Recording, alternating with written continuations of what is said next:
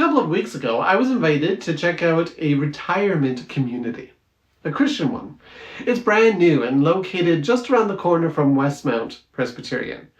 The facility is called Lighthouse, and it's run by Emmanuel Seniors Living Society, whose CEO, Erin Walton, grew up very Presbyterian. You'll hear all about that in a moment.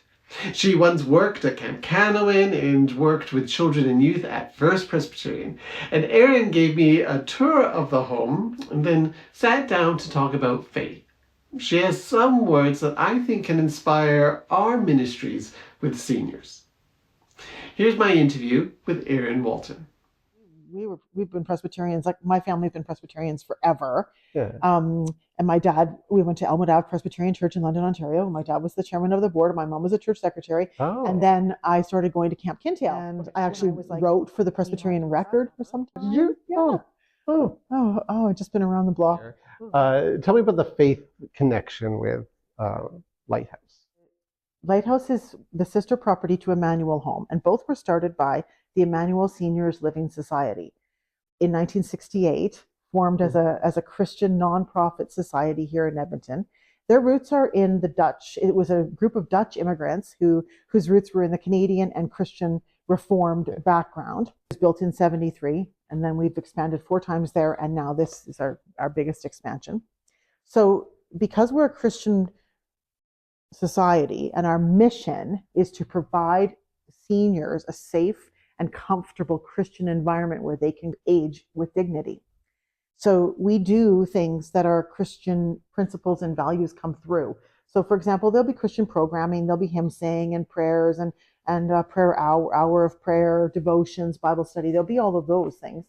And even to live here, you don't have to be a Christian, but you have to understand that you're signing a statement of expectations and a code of conduct that says that you understand this is a Christian environment and we intend to uphold those values and principles.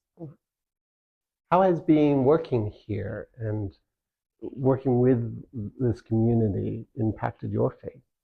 Oh, good question. I was new to the seniors sector. Yeah, you did so much with I did a lot with children and youth. Yeah. A lot. So I was very, very, I had a lot of experience in from little kids up to the end of post-secondary. That was kind of where I came from. But what I really learned was seniors, they have a lot of the same needs as children and youth, and they have a lot of expectations and hopes, kind of like young adults, but they just do things at a different pace. And I really like that. I really like the pace that it is here, where it's not so, everyone always has time to sit and have a coffee with you and tell you their story. Mm-hmm. They're not on their phone the whole time. They love to sit and have a meal, or please come into my suite. Let me show you what I've done with our suite. And so you get to know the people a little bit more than you would in some of the other age groups. And what I've learned, my faith has changed because I've learned that these people, a lot of these people are very lonely. Even those that have family around, even those that there's family in this city and they come on Wednesday nights, or they come regularly even. There's a lot of hours for seniors in the day, a lot. There's a lot of hours in a week to fill. And they're lonely and they're looking for companionship. They're looking for community. And I would say that most people that live here especially, they've come in because of community, not because they needed services, not because they needed somewhere else to live. They were probably fine in their home. And what I notice here especially is the community they're looking for is Christian fellowship. And I would say my advice for the church is to think ahead and think long term. The decision to move into a senior's home is very difficult. It's huge, and it involves change and probably selling your house and financials, and you're used to your neighborhood and your neighbors and everything.